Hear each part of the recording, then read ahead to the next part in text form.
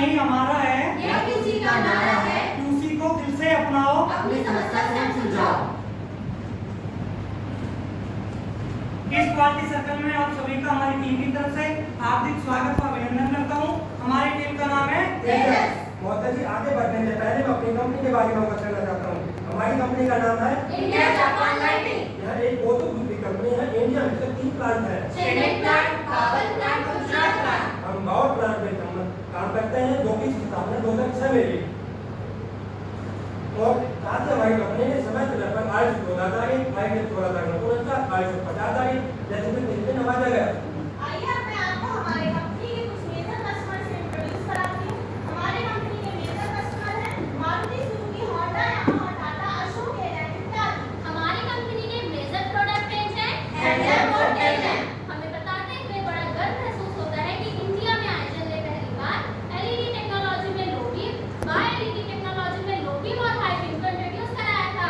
आइए अब मैं अपनी टीम के बारे में अवगत करना चाहता हूँ। हमारी टीम का नाम है तेजस। हमारी टीम की स्थापना 1 अप्रैल 2024 को हुई। हमारा department assembly, working area, CHLA, meeting day, every Friday, number of meeting, 16, full attendance, 98%, meeting duration, 1 hour। हमारी फैसिलिटी का निरंतर और मैं यूनिट छोड़ूंगा। मैं टीम मेंबर ज्योति। मैं टीम मेंबर नंदुरा। मैं टीम मेंबर मानसी। मैं टीम मेंबर आकर्षिता। इस क्वालिटी सर्कल को पूरा करने के लिए हमने 12 स्टेप स्टोरी का यूज किया और इसे एक PDCA पैनल तक पूरा करने का लक्ष्य तय किया, जो कि निम्न प्रकार है। आइए अब हमारा स्टेप 1 है प्रॉब्लम आइडेंटिफिकेशन। प्रॉब्लम आइडेंटिफिकेशन के लिए हमने हमारे एरिया वाइज डिफेक्ट को एनालाइज किया, जिसमें हमने पाया कि CHL साइड कंट्रीब्यूशन सबसे ज्यादा 73% था। इसके बाद हमने मॉडल वाइज रिजेक्शन डेटा का पैराटा एनालिसिस किया और पाया कि बारिश में CHL का कंट्रीब्यूशन सबसे ज्यादा रहा, जो कि 57% था। आइए अब हमारा स्टेप 2 है प्रॉब्लम सिलेक्शन। अब हमने हमारे एरिया की सभी प्रमुख प्रॉब्लम को आइडेंटिफाई किया। हमने पाया कि हमारे एरिया की सभी प्रमुख प्रॉब्लम में लूज पार्टिकल की प्रॉब्लम सबसे ज्यादा थी, जो कि हमारी कुल डिफेक्ट की 41% थी। इसके बाद हमने line wise loose particle data को कंपेयर किया तो हमने पाया CHL 8 साइड कंट्रीब्यूशन सबसे ज्यादा मिला। इस प्रकार से हमने अपने क्वालिटी सब्जेक्ट सेलेक्ट किया। To eliminate loose particle defect inside our आइए अब हमारा स्टेप 3 है प्रॉब्लम डेफिनेशन। ये वाइटली CHL होता क्या है? वाइजली CHL समझने से पहले आइए जानते हैं CHL क्या है। CHL का मतलब है combinational handle. Wisely Maruti Suzuki India limited company के ड्राइंग के अकॉर्डिंग वाइज कर दिया हुआ लैम्प का मॉडल है और यह अर्टिगा कार में असेंबल होता है और हमारे प्लांट में CHL 6, 7, 8 में असेंबल होता है। ये लूज पार्टिकल होता क्या है? छोटे छोटे फॉरेन पार्टिकल्स हमारे लैंप में पाए जाते हैं।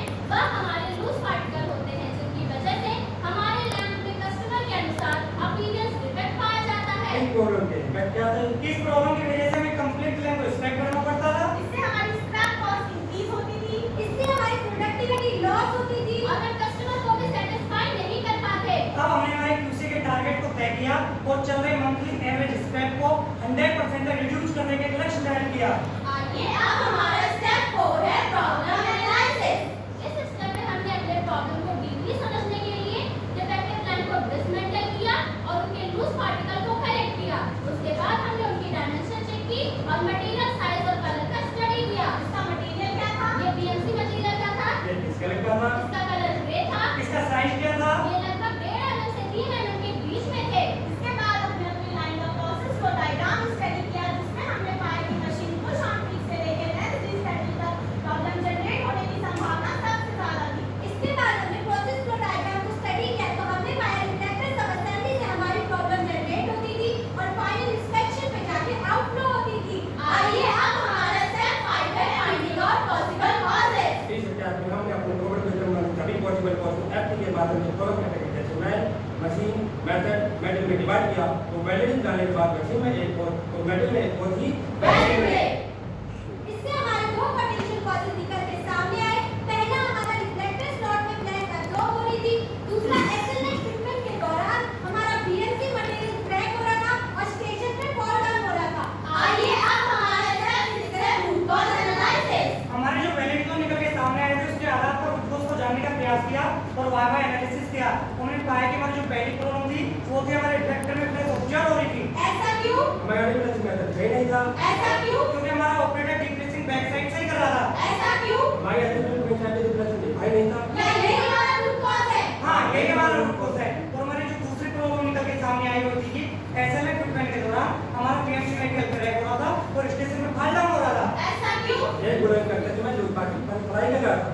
क्यों? क्योंकि हमारे लूज पार्टिकल जिग में इकट्ठा हो रहे थे। ऐसा क्यों? लूज पार्टिकल निकालने के लिए वहाँ पे कोई वजन नहीं था। ऐसा क्यों? क्योंकि हमारा जिग का जो डिजाइन था नेटिकेट था। क्या यही हमारा रूट कॉज है? हाँ, ये हमारा रूट कॉज है। आइए अब हमारा स्टेप 7 है डेटा एनालिसिस। इस स्टेप में हमने कैमरा में जाकर देखा तो हमारा डीप फ्लैशिंग मेथड प्रॉपर्ली नहीं हो रहा, जिसकी वजह से रिफ्लेक्टर स्लॉट में शार्प एज के कारण फ्लैश जनरेट हो रही। डिफ्लेक्शन अरे भैया डिफ्लेक्शन होती क्या है? डीएमसी प्लास्टिक की इंजेक्शन मोल्डिंग के दौरान हमारे मोल्डन प्लास्टिक मोल्ड के थ्रू कैप ग्रेविटी में जाके फिल हो जाते थे, वो जाके फ्लैश बन जाते थे। उन्हीं फ्लैश को हटाने के प्रोसेस को हम डिफ्लैशिंग कहते हैं। इसके बाद हमने डेटा एनालाइज किया, जिसमें हमने पाया कि बेस स्क्रोल के बाद हमारा एसएल और एसएस वैल्यू इंसर्ट करने में हमारा बीएमसी मटेरियल क्रैक हो रहा है और स्टेशन पे फॉल डाउन हो रहा है।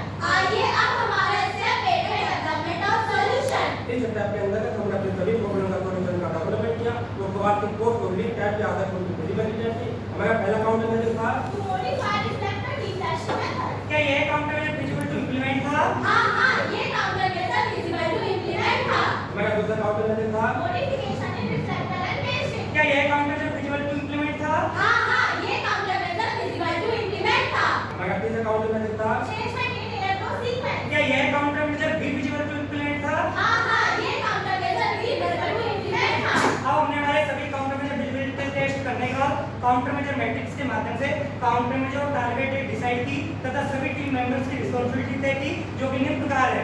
आइए अब हमारा स्टेप 9 है फोर्सिंग प्रोबेबल रेजिस्टेंस। इस स्टेप में हमने काइजन इंप्लीमेंट करने से पहले जो पॉसिबल प्रॉब्लम आ सकते थे उनका हमने पहले ही अनुमान लगा लिया और काउंटर मेथड तय कर लिया। जिसमें हमारी पहली प्रॉब्लम थी डिफ्लेक्शन टाइम का इंक्रीज होना। इसके लिए हमने क्या काउंटर मेजर लिए? इसके लिए हमने मोल्डिंग टीम से सहायता ली, जो ऑटोमेटिक डिफ्लेक्शन टूल स्टेशनों में प्रोवाइड कराए। इसके बाद हमारी दूसरी प्रॉब्लम थी jig and friction modification is not possible. इसके लिए हमने क्या काउंटर मेजर लिए? इसके लिए हमने प्रोडक्शन से एडवांस प्लानिंग ली और जिग फ्रिक्शन को मॉडिफाई करवाया।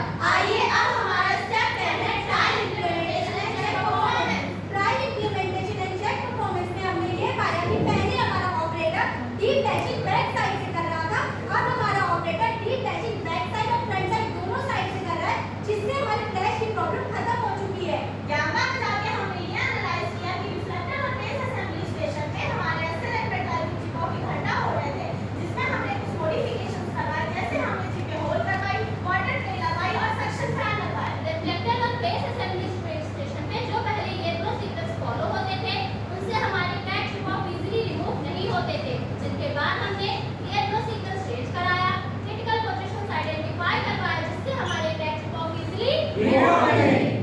इसके बाद हमने हमारे क्वालिटी सर्कल के परफॉर्मेंस को चेक करने के लिए CHL 8 लाइन के टारगेट वर्सेस एक्चुअल को कंपेयर किया, तो हमने पाया कि CHL 8 लाइन में लूज पार्टिकल की संख्या 317 से घट के 0 हो चुकी है, जो कि हमारा एक टारगेट भी था, टारगेट अचीव।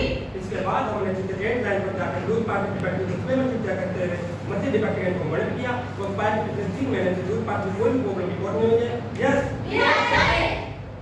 आइए अब हमारा स्टेप 11 है टेक्निकल इंप्लीमेंटेशन। इस स्टेप के अंदर हमने सभी कार्य को अच्छे लाइन से चिप को चित्र से और प्रोजेक्ट डेवलपमेंट किया और इस बात इसमें दोनों इलाकों का लूज पार्टिकल का हमारे पास 0 हो चुका है।